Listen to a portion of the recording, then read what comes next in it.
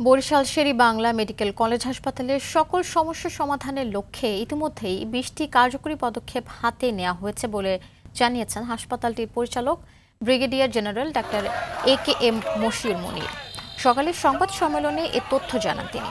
এদিকে ১৫তম দিনের মতো বরিশাল ব্লকেট কর্মসূচি পালন করছে ছাত্র জনতা। এর আগে আন্দোলনকারী দুই গ্রুপের মধ্যে হামলা, পাল্টা হামলা এবং সংঘর্ষের ঘটনা ঘটেছে।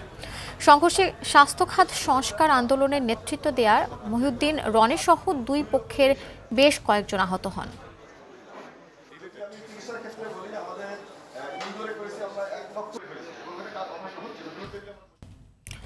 দর্শক, এ বিষয়ে আরও জানাতে বরিশাল থেকে যুক্ত হচ্ছেন সহকর্মী আরিফুল ইসলাম। আরিফ, সমস্যার সমাধানের লক্ষ্যে তো ইতিমধ্যেই পদক্ষেপ নেওয়ার কথা জানিয়েছেন হাসপাতাল কর্তৃপক্ষ, তো এখন আন্দোলনকারীরা কি বলছেন জানাবেন সে বিষয়ে। জি আফসানা, ধন্যবাদ আপনাকে। আসলে আন্দোলন কিন্তু সময় যত বাড়ছে আন্দোলন কিন্তু আরো বেড়েই চলছে। আমরা এই মাত্র দেখলাম যে আরো বেশ কয়েকটা শিক্ষা প্রতিষ্ঠান থেকে বিভিন্ন শিক্ষার্থীরা তারা মিছিল সহকারে এখানে অবস্থান নিয়েছে এবং এই আন্দোলন সেটি হচ্ছে ইতিমধ্যেই বরিশাল শের-ই-বাংলা মেডিকেল হাসপাতালের যিনি পরিচালক রয়েছেন তিনি কিন্তু বেলা 11টায় সকাল 11টায় একটি সংবাদ সম্মেলন করেছেন এবং সেই সংবাদ সম্মেলনে গোটা যে তাদের দাবিগুলো এর মধ্যে 20টি সংস্কার, সেই সংস্কারগুলো তারা বলছেন যে দাবিটি সংস্কার করা হবে এবং এর মধ্যে যেগুলো খুব দ্রুত সময়ের জন্য করা যায় সেগুলো 1 মাসের মধ্যে করতে হবে এবং যেগুলো ভারী অনেক অর্থের দরকার হবে বা সিদ্ধান্তের দরকার হবে সেগুলো আগামী 3 মাসের মধ্যে তারা করবেন। ইতিমধ্যেই এই মেসেজ পাওয়ার পরে শের-ই-বাংলা মেডিকেল হাসপাতালের সামনে এই যে যারা শিক্ষার্থী রয়েছে তারা কিন্তু সেখানে অবস্থান নিয়েছে ছাত্র জনতার ব্যানারে এবং বরিশালের নতুল্লাবাদেও কিন্তু তারা এখানে অবস্থান নিয়েছে। একটু দেখা যাচ্ছে ধীরে ধীরে আরো বেড়ে চলছে বরিশাল বিভাগীয় এই যে নতুল্লাবাদ, সেই নতুল্লাবাদের যে প্রধান এই সড়ক বরিশাল বিভাগের অন্যান্য 6টি জেলায় যেতে হলে সেখান থেকে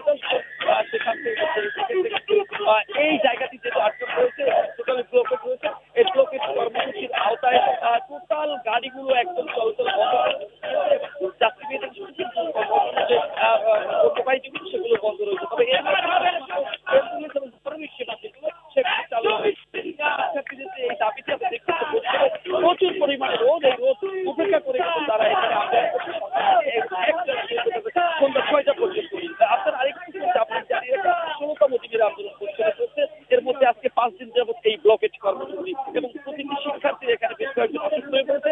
তাদের ইতিমধ্যে বিভিন্ন স্বাস্থ্য কমপ্লেক্সগুলোতে ভর্তি করা হয়েছে। শিক্ষার্থীরা বারবারই বলে যাচ্ছে যে তাদের যে 6টি দাবি, এই 6টি দাবি দ্রুত সময়ের মধ্যে বাস্তবায়ন করতে হবে। একই সাথে তিনটি দাবি স্বাস্থ্য সদস্যের কাছে এবং এই স্বাস্থ্য সদস্যের তিনটি দাবি মেনে আগামী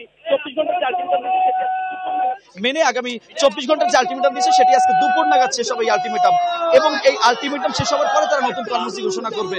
আফসানা, এতটুকু ছিল বরিশাল থেকে এখন পর্যন্ত আমার কাছে। ধন্যবাদ আপনাকে।